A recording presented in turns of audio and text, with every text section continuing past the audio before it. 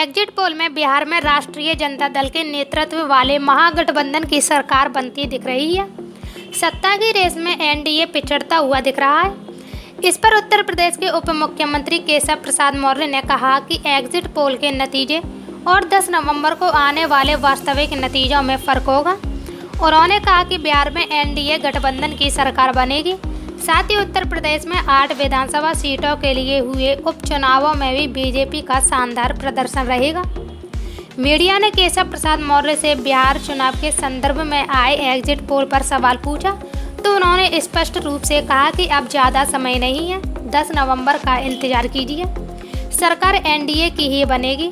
Deputy CM ने film विकास परिषद के अध्यक्ष राजू श्रीवास्तव के कार्यालय के उद्घाटन के दौरान यह बातें कही। बता दें कि राजू श्रीवास्तव को 1 साल से अधिक हो गई हैं फिल्म विकास परिषद के अध्यक्ष पद संभालते हुए, लेकिन उनका कार्यालय अब बनकर तैयार हुआ है। देखिए, 9 नवंबर तो बहुत ऐतिहासिक तिथि है। 9 नवंबर 1989 को श्री राम जन्मभूमि पर मंदिर बनाने के लिए शिलान्यास का कार्यक्रम किया गया था, लेकिन उस समय केंद्र में कांग्रेस की अगुवाई वाली सरकार थी कि शिलान्यास कर लो लेकिन मंदिर मत बनाओ।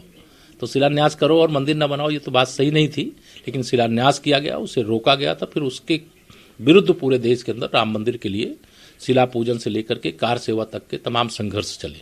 तो 9 नवंबर उस दृष्टि से भी ऐतिहासिक है।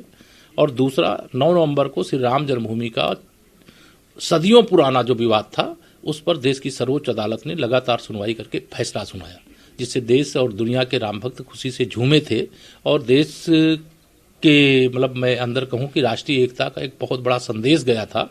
और श्री रामलला का जो भव्य मंदिर बनने जा रहा है, जिसका स्वरूप भी हम यहाँ पर देख रहे हैं, वह स्वरूप ऐसा है कि राम मंदिर और राष्ट्र मंदिर दोनों एक दूसरे का पर्याय है। राष्ट्रीय एकजुटता का प्रतीक भी यह बनेगा।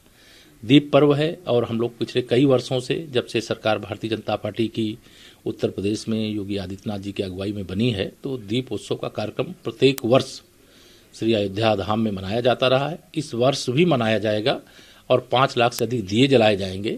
और चूंकि 5 लाख से अधिक लोग शामिल नहीं किए जा सकते कोरोना के कारण, तो वर्चुअल भी इसका प्रबंध किया गया है, जिससे दीप भी जले और पूरे देश के अंदर दीपोत्सव का आनंद भी। सर, महबूबा मुफ्ती, देखिए, हथियार उठाने की भाषा बोलने वालों को जम्मू कश्मीर की जनता भी नकार रही है।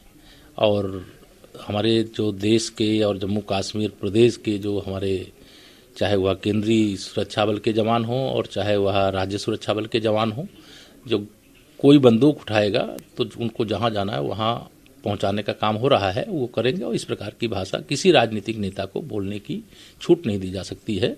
और धारा 370 सदा सदा के लिए विदा हो गई है और उसको वापस लाने की बात तो मैं जो भी करते हैं तो उनको मैं समझता हूं कि शायद वो भारत की नब्ज को नहीं जानते हैं। भारत बहुत आगे अब बढ़ चुका है और पीछे मुड़ के देखने वाला नहीं। सर, एक लास्ट, कल सर विधानसभा आपके पड़ोसी राज्य या उत्तर प्रदेश में भी उपचुनाव 7 सीटों पे था, सब मिला के सर क्या कैसे आप? देखिए, हमें पूरा विश्वास है कि उत्तर प्रदेश के उपचुनाव में भी हमें शानदार सफलता मिलेगी। और जो सूचना है हम सर्वे तो जरूर जरा विपरीत दिखा रहे हैं, लेकिन जो सूचनाएं आ रही हैं उसके हिसाब से बिहार के अंदर भी एनडीए की सरकार फिर